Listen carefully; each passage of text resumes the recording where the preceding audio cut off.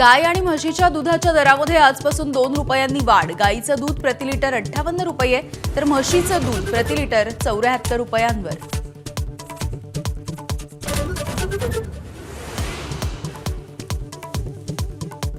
संतोष देशमुख हत्या प्रकरणाच्या संदर्भात दमानी यांचा नवा आरोप। निलंबित पोलीस राजेश पाटील आणि सक्तीच्या रजेवरचे पोलीस प्रशांत महाजन यांच्यासोबत जिल्हा न्यायाधीशांची होळी। दमानिया यांच्याकडून फोटो शेअर।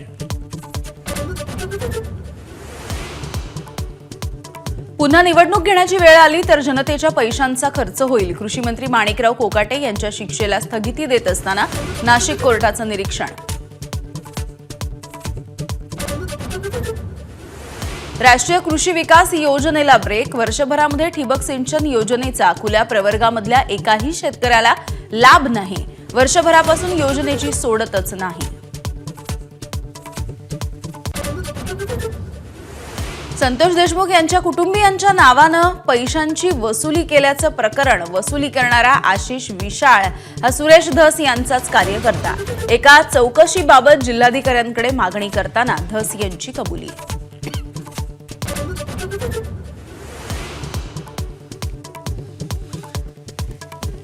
नाना पटोलेंची दोन्ही उपमुख्यमंत्र्यांना होळीच्या शुभेच्छांसह मुख्यमंत्री पदाची ऑफर।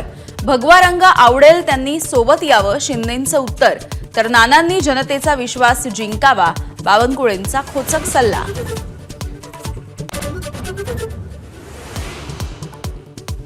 जळगावात शुक्रवारी सोन्याच्या दराचा उच्चांक। प्रतितोळा 91,464 रुपयांचा दर।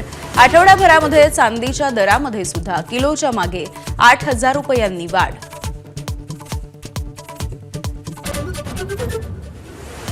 राज्यात कमाल तापमानाचा पारा 40च्या पार। विदर्भामध्ये उष्णतेची लाट। ब्रह्मपुरीमध्ये उच्चांकी 42 अंश सेल्सिअस तापमानाची नोंद।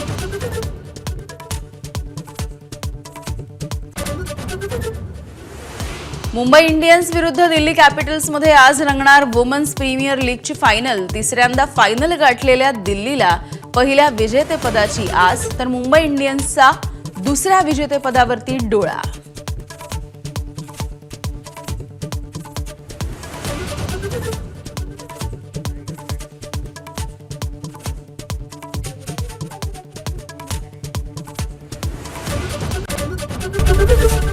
एबीपी माझा, उघडा डोळे बघा नीट।